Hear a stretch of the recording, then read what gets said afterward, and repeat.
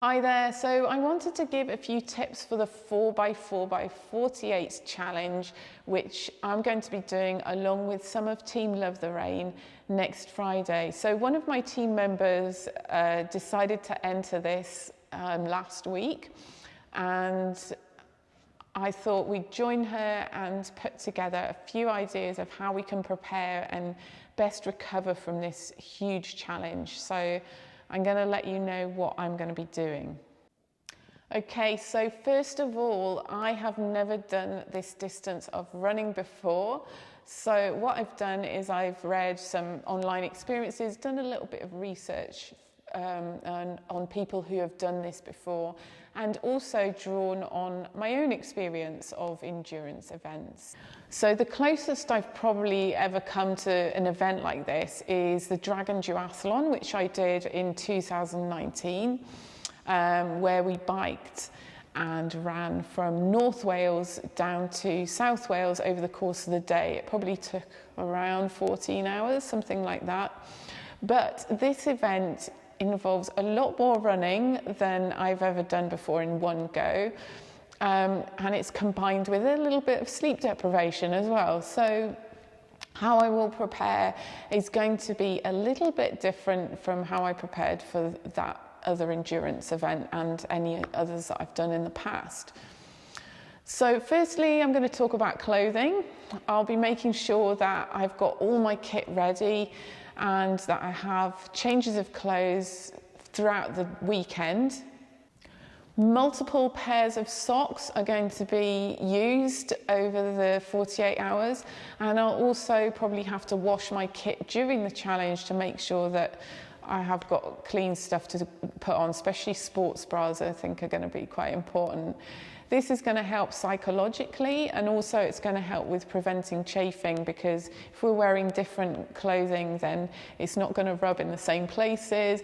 Nobody wants to put wet socks on in the middle of the night either, so make sure you've got all your kit laid out and organised, especially for those night runs. So just make sure you've got a change of clothes, your shoes ready, so that in the middle of the night you don't have to scrabble about looking for what you need.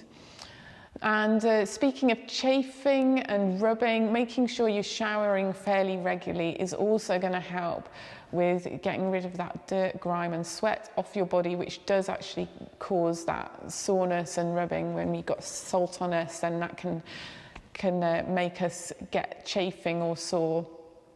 And if you do start to suffer with rubbing or chafing, then have something that you can use to help soothe it. So it might be something that you can put on, or if you get blisters, something that you can use there. I'm usually pretty lucky with this and don't seem to suffer too much. I will say usually, because this is a new experience and I am expecting it to be different. So if the other thing I would recommend is if you have more than one pair of running shoes, definitely change them up and alternate between runs, because the foam gets compacted on your shoes. It probably won't be enough time to recover totally, but it is going to help a little bit with your shoes recovering, and also changing the stresses on your body if you're wearing a different pair of shoes as you run. Then we need to think about logistics. So I'm going to be charging my phone between runs because I might be listening to music, so making sure that that's all ready to go.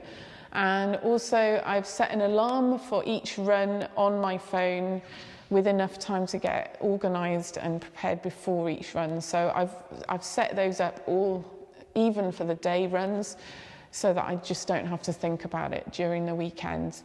It'll tell me when I need to go running. I'll also be setting up camp downstairs in somewhere, I haven't decided quite yet, somewhere that I'm going to sleep, so that I don't have to worry about waking up my family at 4 o'clock in the morning trying to find my clothes and get changed. I'm going to make sure that everything that I need is downstairs and ready to go. And there is a shower downstairs, so I should be able to shower in between. So the next thing I want to talk about is recovery between the runs. So you have got time for recovery in between the runs, and you can use that time. best you can. So I want to come out of this experience having done all that I could to minimize my risk of injury and to be able to get back to some training fairly soon after the event. Obviously I'm going to have some time off, but I don't want to injure myself or put myself into a super deep hole. So in the week leading up to the challenge, my sessions are going to be light and easy. I'm going to try and go in rested, make sure that I'm sleeping well, and trying not to stress as well if I don't sleep beforehand, and also if I don't sleep during the challenge. If it causes stress, then that's going to create a lack of recovery. So even just resting can help you recover, and it takes the pressure off you.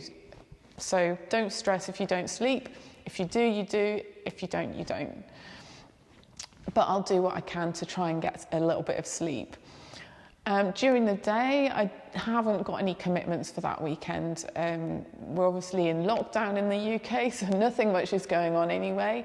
And I'll be getting some help from my husband. Hopefully he's going to cook me some food, and also won't have too much pressure to get anything else done. I haven't planned anything for that weekend at all. The other thing to be really mindful of is mobility. So after this amount of running, your body is going to start getting stiff and sore. So I'll be aiming to use a foam roller, maybe do some light stretching, trying to keep mobile. Just 5-10 minutes rollering before and after each run.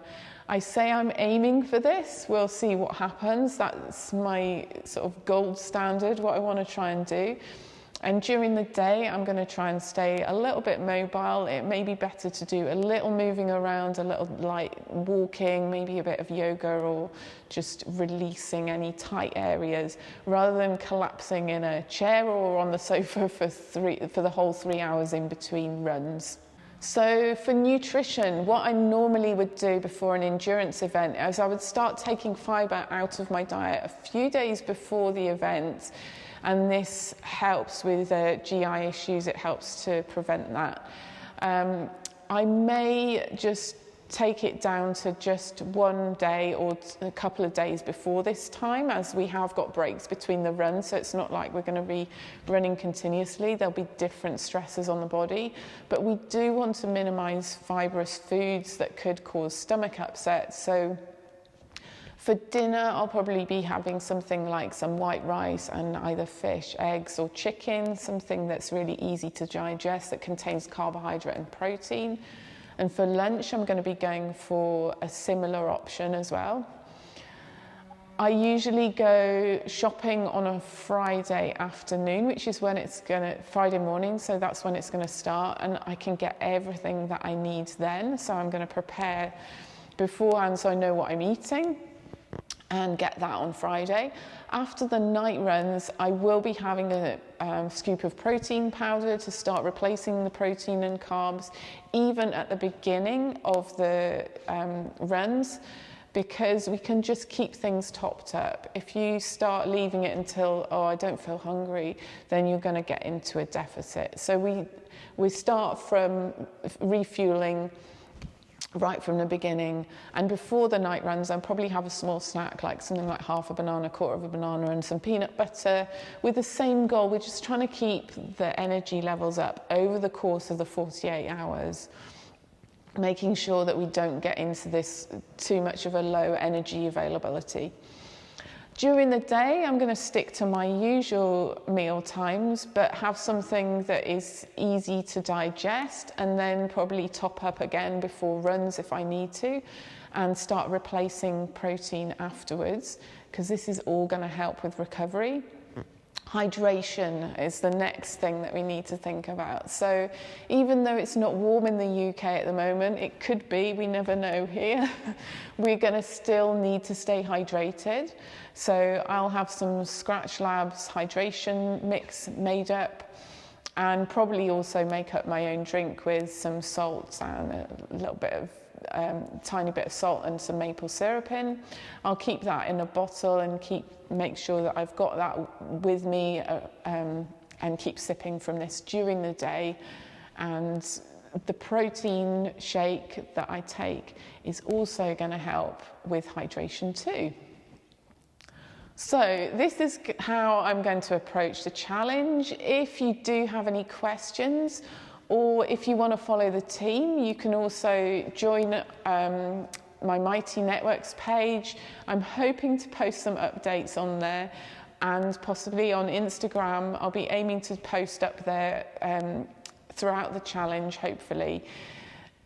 It depends on what state I'm in, obviously. If you do the challenge, then please let me know how it goes, or if you want to kind of talk to us whilst we're doing it, you can connect with us through my Instagram page. That would be great to know of other people that are doing the challenge. And if you do it, let me know how it goes. Take care, look after yourself, and hopefully these tips helped. Just comment below if they did, or if you've got any questions.